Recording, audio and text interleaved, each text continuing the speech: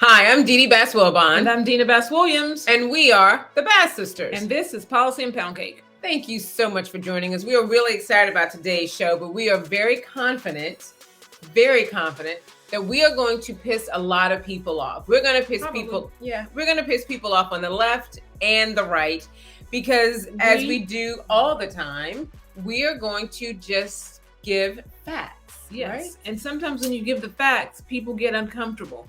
But we have spent the last several days reading articles, reviewing the entire hearings of Judge Kentanji Brown Jackson, and there's a lot of dirt to be shared on the left, on both in sides. both camps. But the first thing, our first observation from the hearings is term limits. Like, if there's a term limits coalition, sign us up. Because we firmly now believe in term limits. There's some people that have been there too long. Pop Grassley, he's one of my favorites. And because we do believe in term limits, he would unfortunately have to get the boot. But I like him so much. I mean, he's so charming. He really and truly is. Our first general observation, term limits. Sign us up. And so there's a link in the show notes for you to click on, full explanation on term limits. But we just truly... And to see how long people have been serving in Congress for way too long. So we really just want people today to listen. Listen, Linda, listen. Okay, the second observation is hypocrisy reigns. Ooh, does it ever? You know how we do on Policy and Pound Cake. We believe in attacking policy, not people. That being said, the policy of hypocrisy reigns on Capitol Hill. There are some Olympic level Hypocro-letes. That's our new word. There's some Olympic level Hypocro-letes on Capitol Hill. And I say that because of the way that the Democrats completely gave Judge Ketanji Brown these softball questions while they completely ignored the way they treated Judge Kavanaugh, Judge Gorsuch, and Judge Coney Barrett. Judge Kavanaugh got it really bad. Judge Kavanaugh was accused of gang rape. Let's be real. My goodness. In the 11th hour, when they realized that they couldn't do anything, they literally accused this man of gang rape. And the personal attacks were like at a high level. They rightly celebrated this historic moment, right? A Black woman being nominated for the Supreme Court, but they completely ignored the way they had treated Judge Janice Rogers Brown, a Black woman that, of course, Lindsey Graham, he did have his little tantrum when he mentioned her, but ignore the way they treated Judge Janice Rogers Brown when she was going through the process. Exactly. More than a decade ago. Right. So there are a lot of, what is your word? Hypocro-letes. But in the show notes, we will link to an article from back in 2005 when Nate Henhoff wrote about this in the Tampa Bay Times. Right. And let me just say really quickly, the NAACP and the Congressional Black Caucus and a number of other organizations did a good job of attacking Judge Janice Rogers Brown. And so during her time, right? When she was going to the ninth district. They were very out front attacking Judge Janice Rogers Brown. And that, seriously? Right. So Hypocro-letes. But back to the article by Nate Henhoff. Let me read really quickly a little bit of his article. Janice Rogers Brown of the California Supreme Court has been the Bush nominee for federal circuit court judgeship, facing particularly fierce resistance by Democrats and their allies.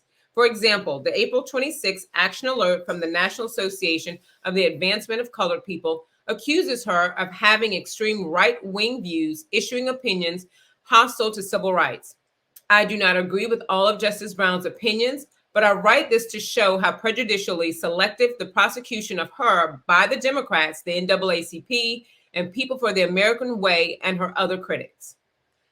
Okay, and so for those of you who won't necessarily remember some of the NAACP and the Congressional Black Caucus's attacks against Justice Janice Rogers Brown, they actually accused this Black woman raised during the civil rights era, this Black woman who, pulled herself up by her bootstraps, the great American story. They actually accused this Black woman of supporting racial slurs in the workplace. They actually accused her of Right. saying that it was okay to discriminate in the workplace. But listen to what actually happened. And this is again how Linda. Listen, Linda. We've got to do better than distort people's records. So Henhoff in the same article goes on to explain the NAACP in its action alert charges that Justice Brown's dissent from a ruling that an injunction against the use of racially offensive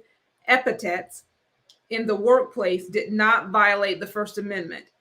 I know this case, writes Henhoff, Aguilar versus Avis Rent-A-Car. He actually covered this case. Mm-hmm. Brown dissented from an astonishing decision by the California Supreme Court that authorized the trial judge to actually put together a list of words that would be forbidden for all time in that workplace. So she didn't disagree with holding people accountable for racial discrimination, right? But to actually have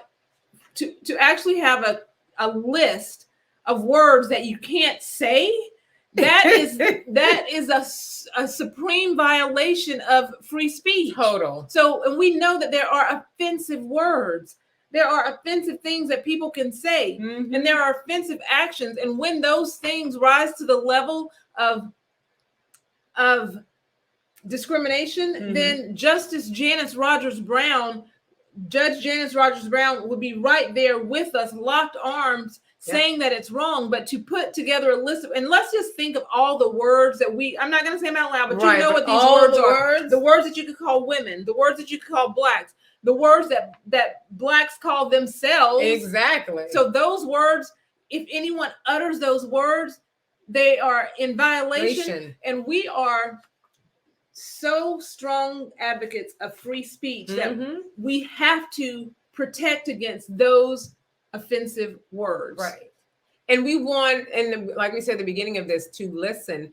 Free speech means you allow other people to say what they want, and we're not judging people, but letting people speak freely. You don't have to agree with them. It doesn't mean discriminating against them in the workplace. No. And there are times when using those words will rise to the level of offense and discrimination. Right, absolutely. But you can't just make up a list of words like blue, green, yellow, the other bad words, and put them on a list and say people can't make them. And that's where Janice Rogers Brown was in this.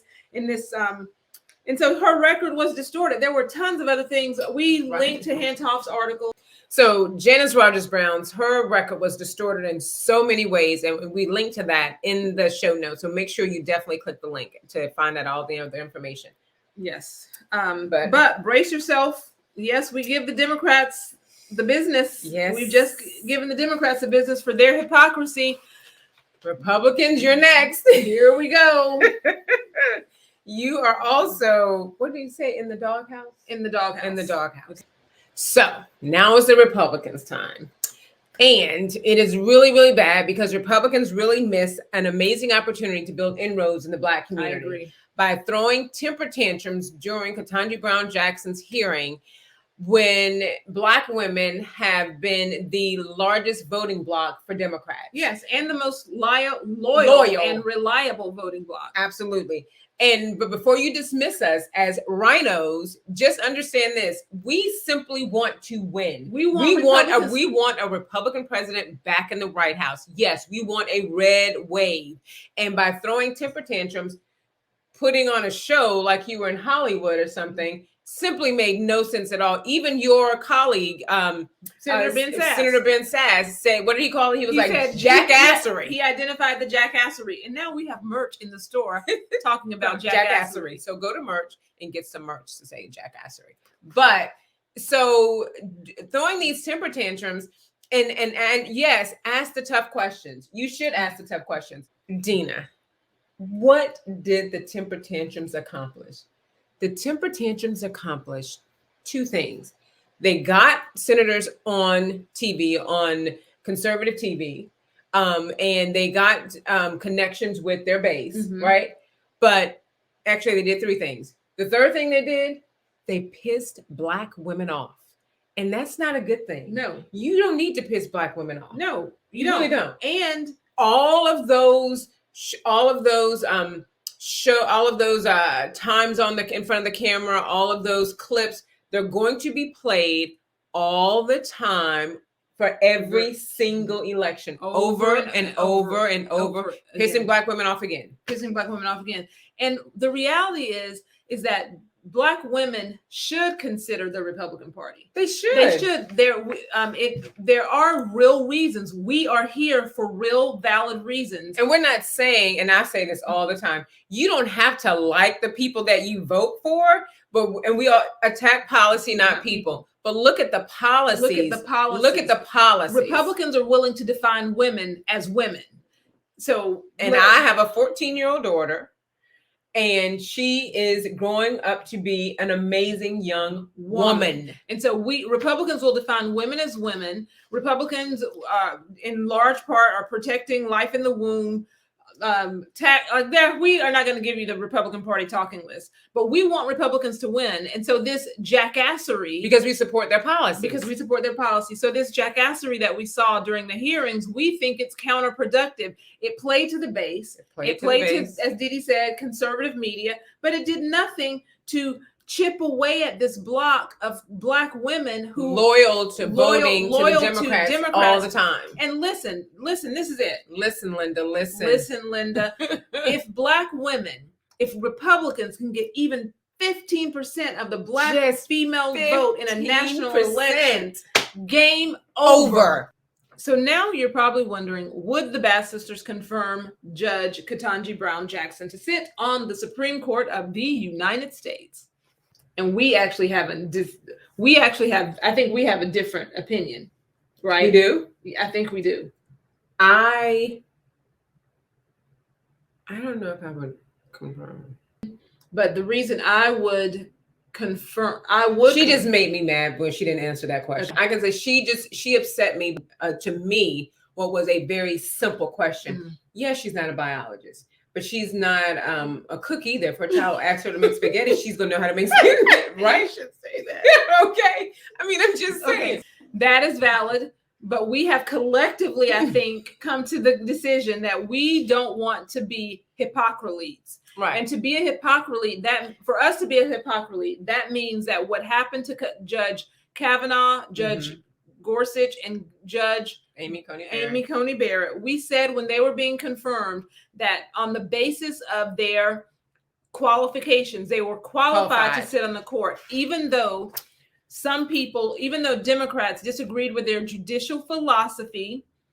We felt that Democrats should support their nomination because they were qualified to be on the court. Right. We strongly disagree with Judge Kentanji Brown Jackson's judicial philosophy, but we fall under the deference model, right? Which means that the president gets his nominee, and he does. And so she's qualified. She's a judge, qualified, whose judicial philosophy we're completely in opposition to. But because we fall under the deference model, she should be confirmed, and she should be confirmed quickly.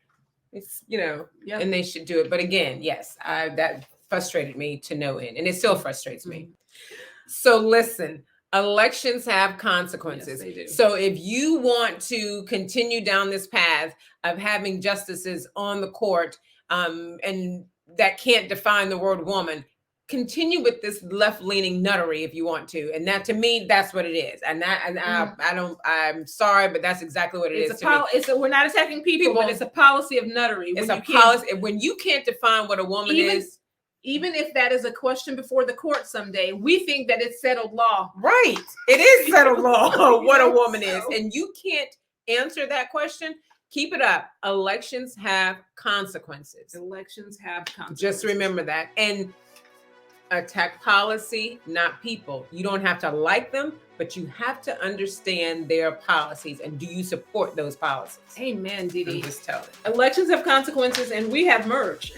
Yes, we do. So get your merch. Get your merch. There's some new merch that's in there. Yes. Jackassery. Jackassery. It's like porn. You know it when you see it. Okay. Have a good one, you guys. We'll see you next time. In case you missed them, you can listen to archived episodes of Policy and Pound Cake. You guys. Linda, listen, Linda.